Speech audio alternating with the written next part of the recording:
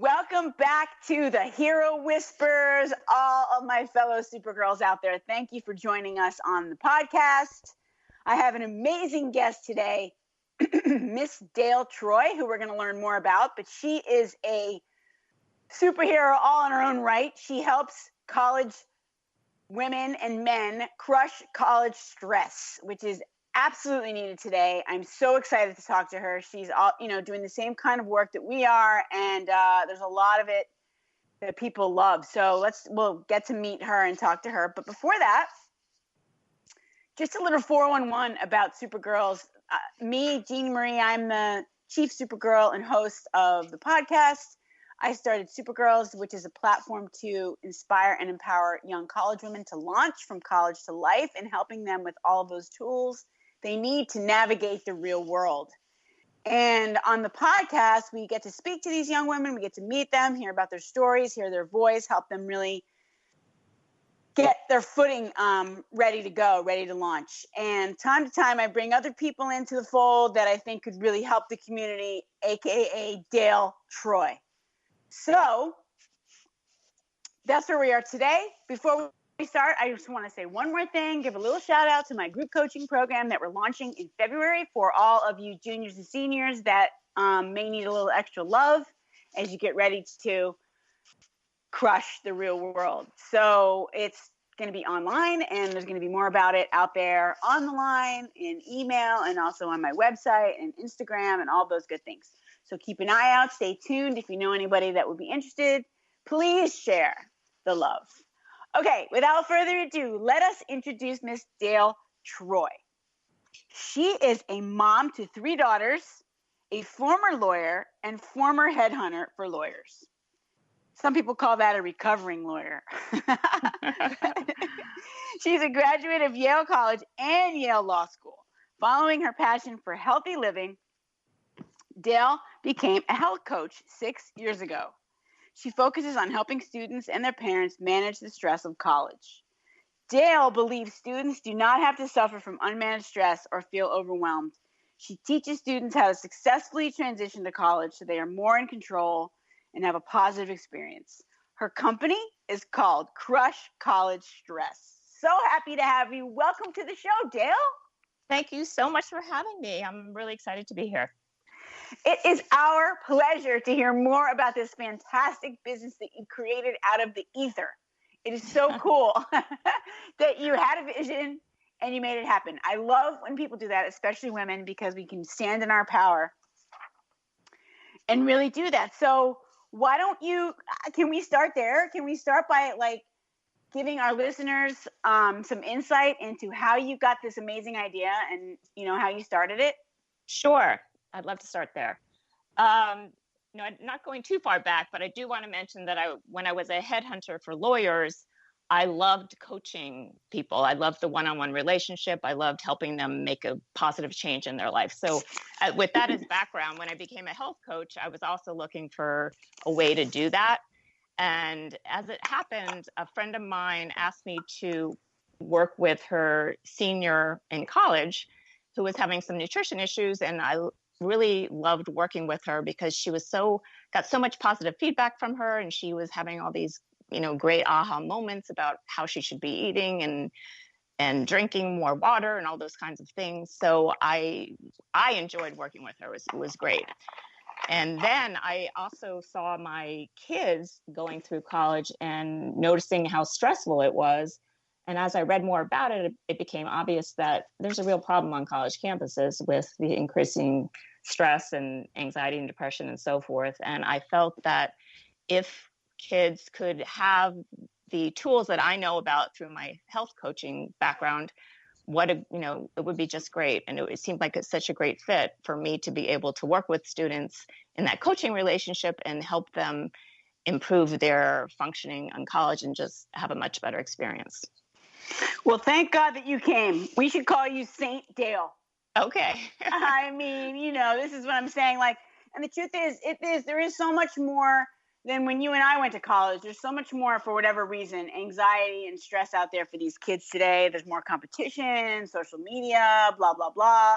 Right. But so there's more of a need for these extra resources. And from your perspective, why do you think there's so many students that, have a need for this at this point? Yeah, well, I see it as, two-pronged reason. One being that the way parents are parenting these days is they're much more involved in their kids' lives. And I mean, kids, from the simple thing as, make an appointment to see a dentist, often the parent will do that. I mean, the kids they're not learning how to function as an adult. And so then when they go to college, they have so many choices, so many, different obligations and responsibilities, and trying to like navigate all of that, they feel overwhelmed. So one thing is that they're just really not prepared to be on their own in that way. And then, as you mentioned, social media just creates this whole atmosphere of wanting to compare yourself with everyone else and not feeling good about yourself. I mean, that's really what it comes down to. It affects self-confidence and just a general belief in yourself. I mean, that is one thing that I see from the girls I work with, is the lack of self-confidence. Even though there could be, totally gorgeous inside and out, so smart, have all these great ideas about what they want to do with their lives, creative, whatever. And it's like, they just don't believe in themselves. They just don't have the confidence. And, I guess it does come from that social media and comparing and the competition and all of that. And so it's good that there's the support, like people like you and I out there, helping them move forward, because they're the future. No, absolutely. Yeah. And I was going to say, it's sad to me when I see that, just as you were describing it. It's sad. It makes me feel sad when I see someone who has everything going for them and they don't believe in themselves. And even my daughters I've seen that, they're not pretty enough, or they're not smart enough, or whatever. They just don't see all the positive things in themselves. They look for the negative. Yeah, I mean, because I think that's human nature. So it's good that there's people like us to reinforce. Like, we've had the experience, and we realize, it's not really helpful to focus on the negative. It just makes it worse. It's a waste of time. Yes. Yeah. So let's be more productive. And then I kind of want to go back to one thing you said about the parenting. I think that's really interesting that you mentioned that, and that you've seen that in your research, because like, I remember growing up, and my parents, they were amazing parents, don't get me wrong, but like, they maybe went to one football game. I was a cheerleader. Like they went to one game, and like now, you're right. Like, parents are over, even though now parents, usually both of them are working or whatever, and they're still so super involved. And it's interesting, the impact. Yeah, they're totally involved. I mean, a good example is that whole issue with the college admissions. I mean, the parents got so involved, and they were doing ridiculous things to get their kids into college. I mean, but that's kind of like the attitude, the general attitude. And maybe people won't go that far, but they do a lot of things. They call teachers. They, bring homework to school. They, they do everything to help the kids. They're called snowplow parents or helicopter parents. Oh, snowplow. I never heard that terminology. That's interesting. Snowplow means that you push everything out of the way that, that might get in their way. Like make it a smooth sailing for them. So, take all the bumps away. So, what happens with that is kids aren't resilient. They don't know what happens, when they fail. They don't, because their parents aren't allowing them to fail. They're picking up everything out of the way so that there's no failure. Yeah, and I mean, it always comes from a good place, right? I mean, it comes from their heart, and they're trying to do the right thing. But you sometimes have to let go and let God. I mean, I know I've struggled with that in my own parenting as well. Yeah, and I wasn't perfect either. I mean, when now I look back on it, and I did a lot of those same things. Bringing the ballet shoes because my daughter forgot it, or whatever it was. Right. Because I wanted to be a good mom, but all those, if you keep doing those kinds of things, they start to feel like maybe they're not capable. And, I think that's so cool that you're bringing this into the awareness, though. Like it's just more people need to talk about it and communicate. And I know you have a Facebook group that you work with some of your parents on. Can you talk about that? Like, do some of these issues come up in the Facebook group? I have two things for parents, actually. I have a basic Facebook group called College Parent Support Community. Anybody can join that. And I put articles all about different aspects of college that parents are concerned about, whether it's anxiety or how to study for a test or how to use meditation to reduce stress, or all sorts of things. And then in addition to that, I have a small group where we do coaching online through the Zoom platform, and we meet once a week. And in that, I've heard so many stories about, all sorts of things. Actually, reminded me, there were 2 women recently who said their child didn't register for the next semester of classes. And they only found out because they didn't get a bill. So they asked their child, well, I don't understand why I haven't got my bill for the next semester. Well, the kid never registered. And then there were probably 100 excuses why that didn't happen. But, that's kind of an example of the kids aren't always on top of things. And unfortunately, we maybe kind of created that issue. And then, it's kind of a snowball effect now that the moms had to get involved and make sure they could still go to the next semester. And it's just amazing the kinds of issues that happen. I know, it's funny too. And then sometimes we don't even get the bill, right? The grades, they go right to the student. So yes. Then there's that whole thing, and dealing with that is then more craziness. So yes. They don't want to tell you what the grades are or whatever. Okay. Right.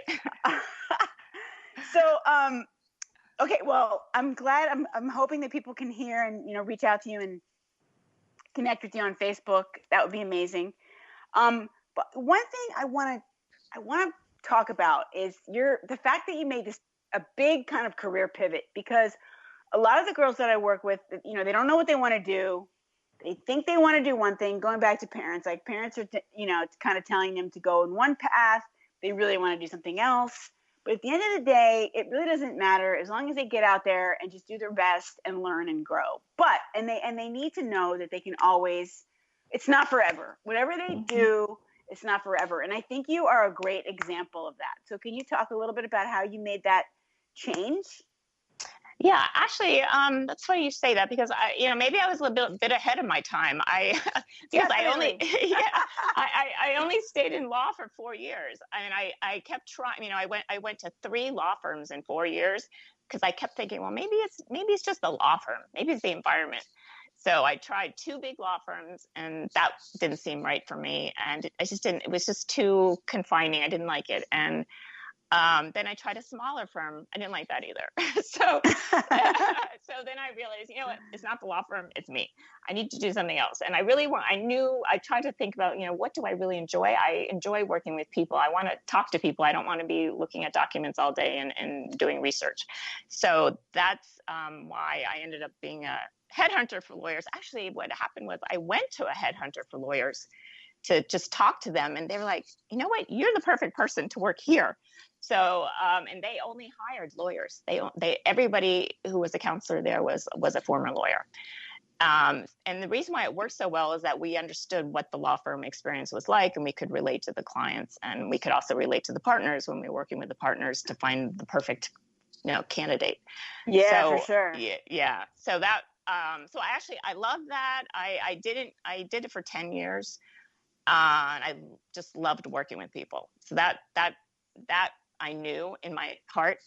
But I've always had an interest in health. I had a lot of health issues growing up, and even in college as well. So I was always kind of exploring, trying to learn more about natural ways of healing and so forth. And that's why I became a health coach. So I did that when I was home with my kids. Once I had 3 daughters, 2 were twins. I knew I didn't want to work outside the home. So I found a way to do something that I liked and still be at home. And that was the health coach business. But, general health coaching didn't spark my passion at all. And it wasn't until I had this experience with the one college student who was